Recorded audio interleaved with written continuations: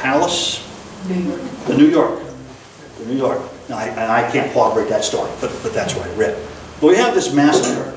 A few months later, we have a massacre on the Snake River, where several more were murdered in an infamous case.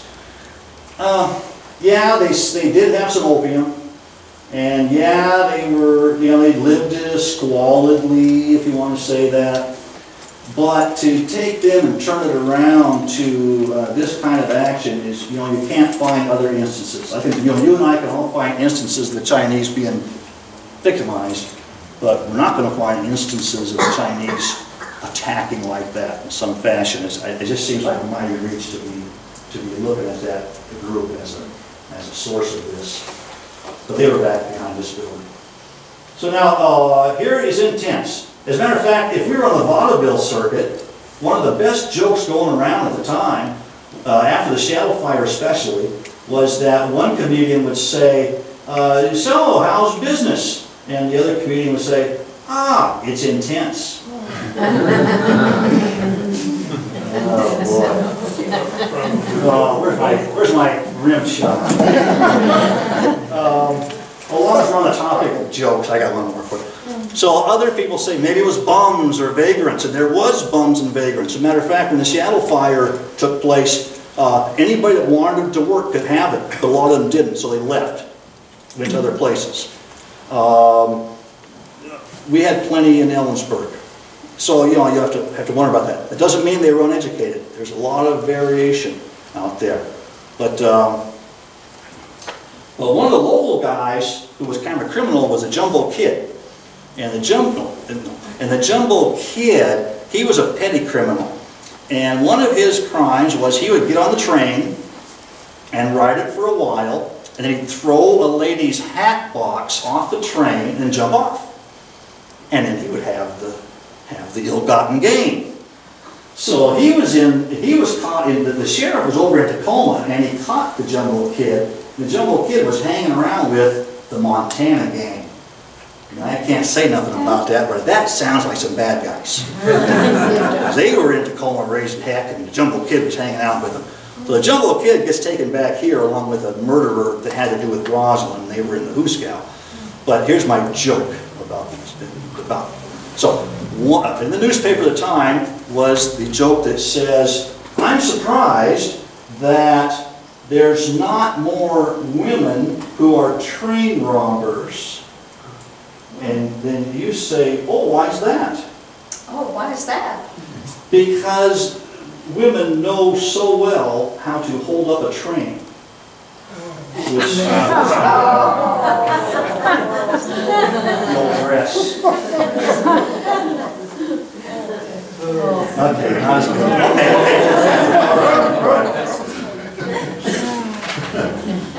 Okay. Well, so the aftermath of the fire, of course, we have the rally, we have the rebuild, the results of the beautiful downtown we have now.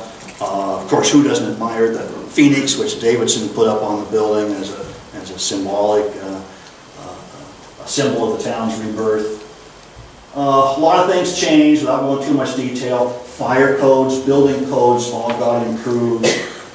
I suppose the number one thing that happened, though, was the community became probably more well-knit than it ever would have been without something as tragic as this bringing the people together.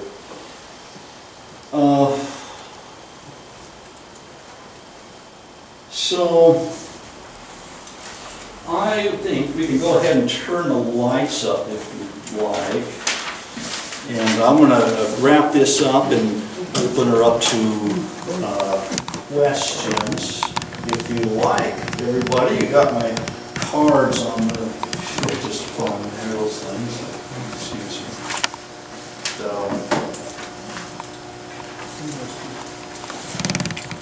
So I'm just going to stop with that. I could go on a little further, I guess, but I think you see,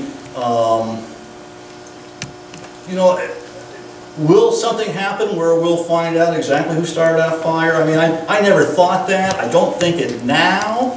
On the other hand, as I've looked and looked and looked. I found more and more, so I'm still on it. I'm still on the case. I still wonder what is still out there to be found.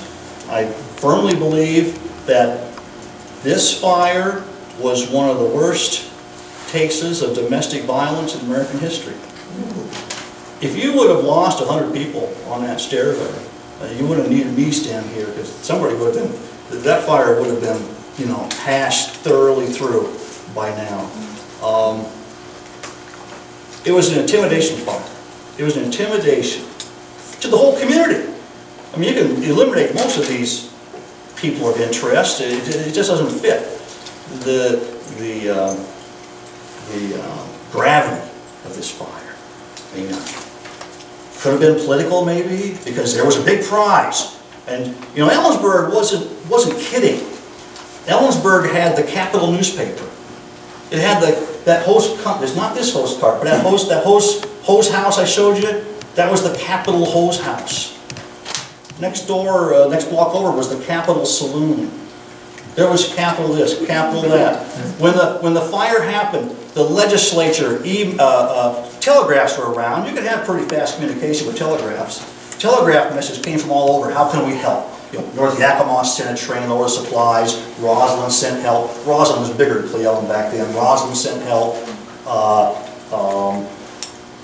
Olympia wired, but the Constitutional Convention wired. What do you want? This was to the Mayor Abrams. What do you want? And Mayor Abrams wired back, we want the Capitol.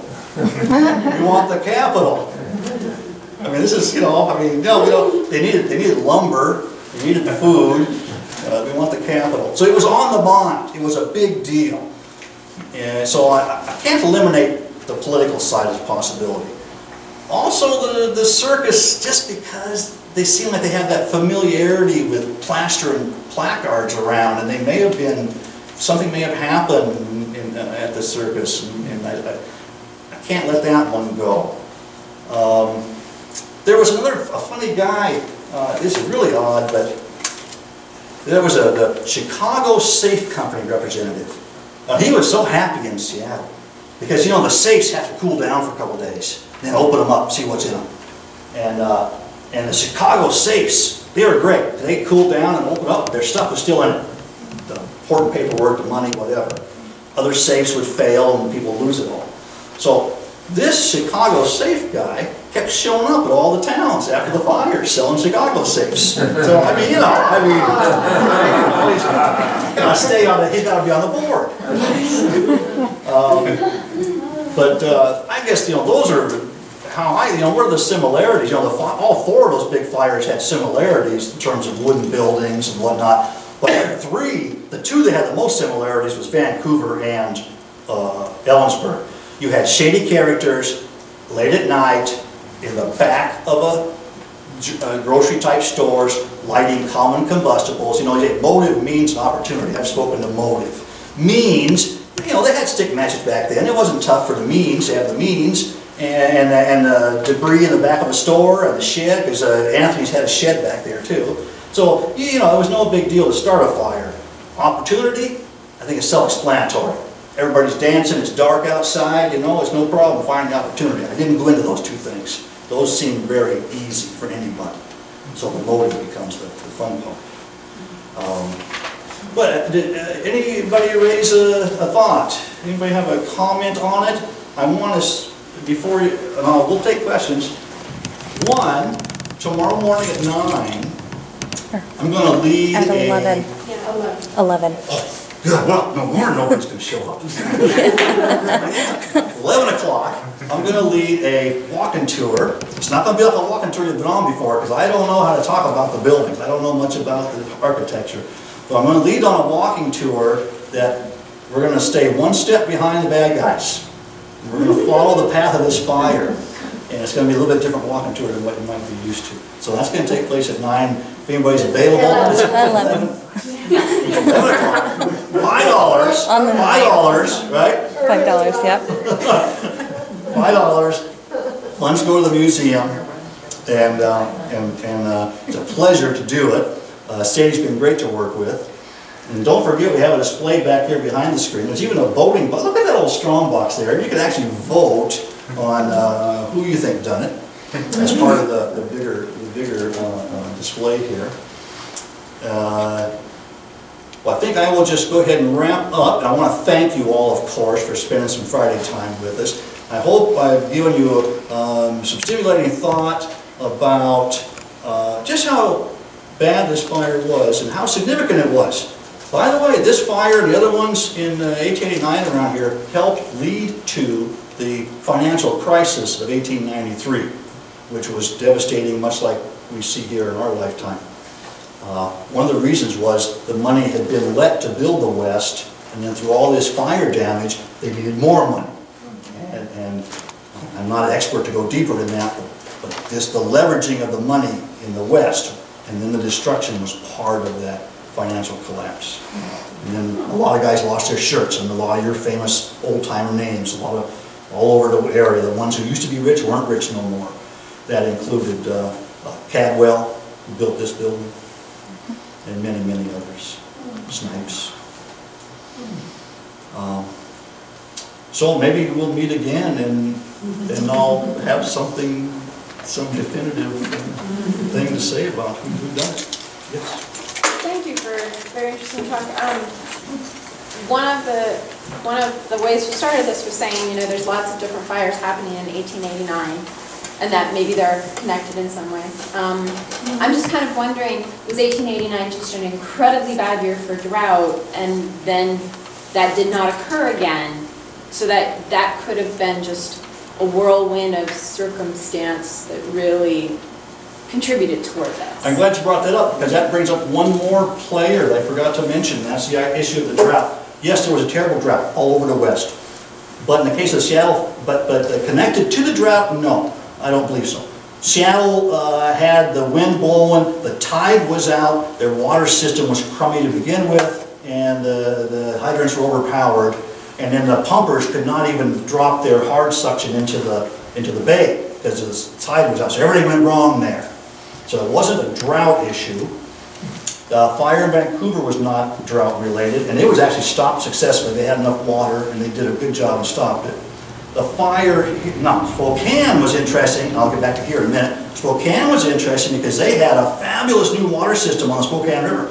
They had a Halley system that could shoot 6 streams of water over their tallest building all at once.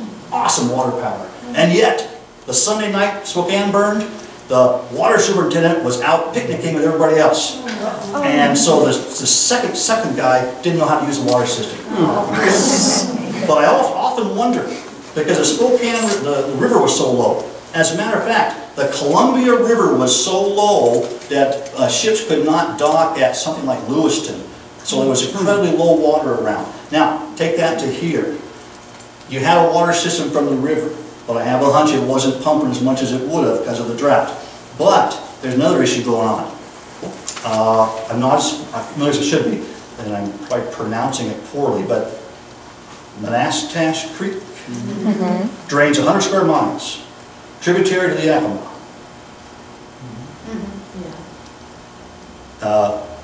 Austin Myers, who was a lawyer here, also at the Constitutional Convention, was the lawyer representing Geddes, who was a prominent businessman here, he made his money ranching, had the brick building, represented Geddes against 27 people called something like the Manastash Water Group over water rights. This group had diverted all of the water from this major tributary, all of it. And then there was a letter from a Leclerc later about the fire saying, sure enough, it was the darn city guys who wanted all the water to develop city lots. He wasn't saying they started the fire, he was saying the fire progressed so badly, I think. But the irrigators from that district were in battle with Geddes, I'm going to assume the city side, over water rights. And that went to court in August. So there was a very